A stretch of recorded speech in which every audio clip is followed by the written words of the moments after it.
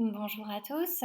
Donc aujourd'hui, je vais corriger des exercices sur la lumière. Donc le premier exercice qu'on te demande, eh bien, c'est un petit QCM. Qu'est-ce qu'un milieu opaque? Donc un milieu, c'est un environnement. Et opaque, ça veut dire qui ne laisse pas passer la lumière. Donc un milieu opaque ne se laisse pas traverser par la lumière. Ah, j'aurai besoin de la règle un peu plus tard. Alors, deuxième exercice, on représente un rayon de lumière par. Alors, un rayon de lumière, c'est une façon de représenter le trajet de la lumière. Alors, est-ce qu'on le représente simplement par une droite fléchée, donc un segment fléché, par un segment courbe fléché ou par une courbe? Il faut te souvenir que la lumière, elle se propage en ligne droite. Donc, ça ne va pas être représenté ainsi.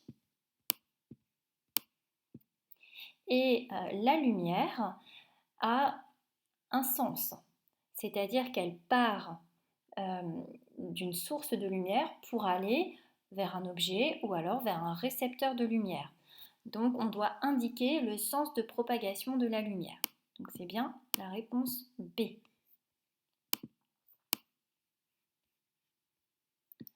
Ensuite, on te demande d'entourer la situation dans laquelle le rayon de lumière est bien représenté. Donc dans quelle situation le trajet de la lumière est bien représenté. Et alors qu'est-ce que tu as?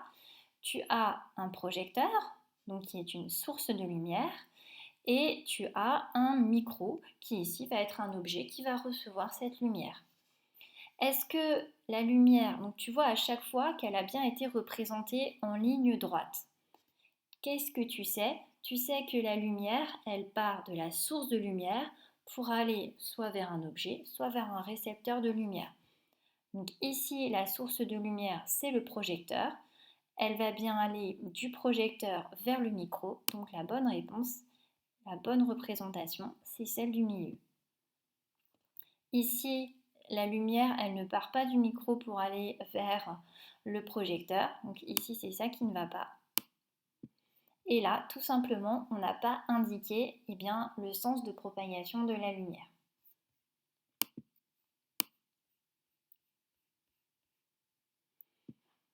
Dernier exercice que je te demandais de chercher, c'est une chambre noire. On te dit qu'une bougie est allumée, bougie allumée, donc ici, elle est placée devant une chambre noire, donc, ou sténopée. On l'observe à l'arrière de la chambre noire, donc on l'observe ici, donc on peut même mettre un petit œil ici.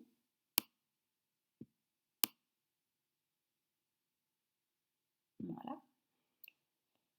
Et qu'est-ce qu'on voit ici? Eh bien, on va voir une image de la flamme, de cette flamme-ci, mais plus grande et à l'envers.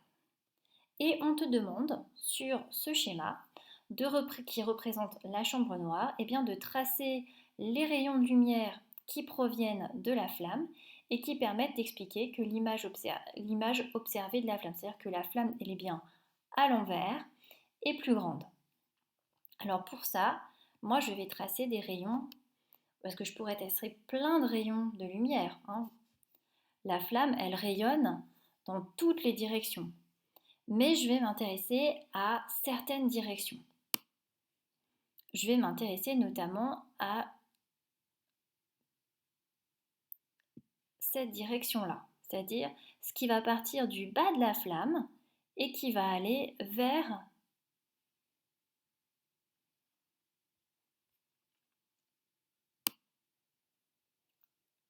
le haut.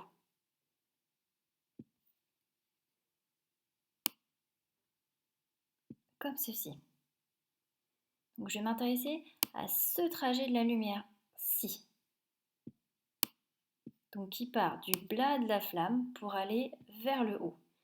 Et puis je vais m'intéresser maintenant au trajet de la lumière qui part du haut de la flamme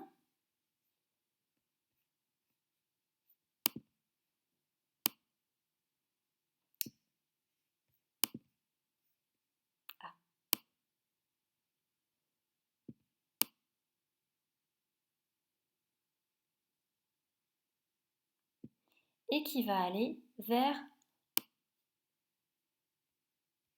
le bas. Donc qu'est-ce qu'on voit?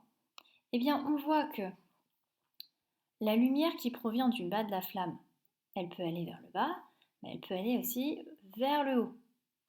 Donc ici, on aura le bas de la flamme.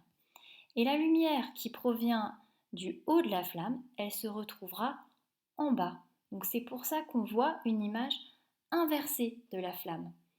Et tu vois bien qu'elle va être beaucoup plus grande, cette flamme. Alors pour vraiment t'en rendre compte, je t'ai mis un lien qui te montre comment fonctionne une chambre noire. Donc tu peux aller visionner la vidéo jusqu'à environ 1 minute 47.